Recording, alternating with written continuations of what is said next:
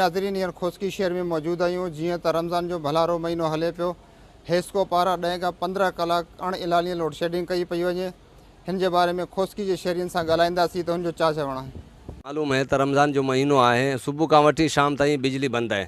हिन जो वजह छा आहे, न को केरु ॿुधाए था, न को कंहिंजो ख़बर आहे, न को हिस्को वारा ॿुधाइनि था, न को वरी हिते लेनमैन असांखे ॿुधाइनि था त सुबुह खां वठी 7 खां वठी कॾहिं सुबुह 5 खां वठी राति जो 11 12 ताईं बिजली कोन हूंदी आहे।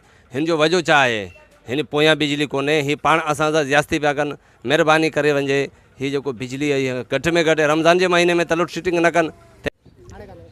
सुबह जो बिजली वञे थी, शाम जो अचे थी, शाम जो अचे थी, तंहिं विच में तकलीफ़ इहा आहे जेका अहिड़ी गर्मी में माण्हू छा करे। वरी शाम जो ईंदी त कलाक धोंदी, वरी बि सॼी राति ग़ाइब। न को पाणी जी तकलीफ़, लाइन जो पाणी अची थो सघे, न कीअं असांखे इहा वॾे में वॾी तकलीफ़ इहा आहे। भाउ हीउ ॾिसो, रमज़ान जो महीनो लॻो पियो आहे ऐं लोड शेडिंग आहे। हीअ मुंहिंजी दुकान आहे नंढी, ऐं हिते वेही कोन थो सघां। गर्मी में अहिड़ी हालत थी वई आहे ऐं वावडारनि जे अलाह हिदायत ॾे, सुबुह 8 बजे पौणा 8 बजे लाइट बंदि कंदा आहिनि, वरी राति जो वञी ॾींदा आहिनि पौणा 9 बजे लाइट।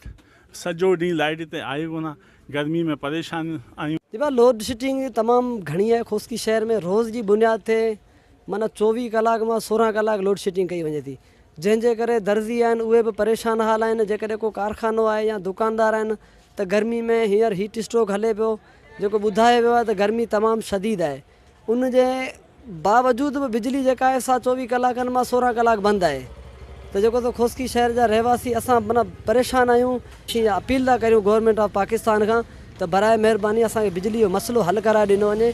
खोसकी जे शहरियुनि जो चवणु आहे त हेस्को पारां जेको 10 खां 15 कलाक अणइलानी लोड शेडिंग कई पई वञे, तंहिंजे करे कारोबार सफ़ा ठप थी वियो आहे ऐं आम माण्हू जेके आहिनि सो परेशान आहिनि। उन्हनि हेस्को चीफ खां मुतालबो कयो आहे त हथरादू जेका लोड शेडिंग आहे उहो फ़ौरन ख़तमु कई वञे। कैमरामैन रहीम खोसो सां गॾु वाह पठान, सेंसोकार न्यूज़ खोसकी।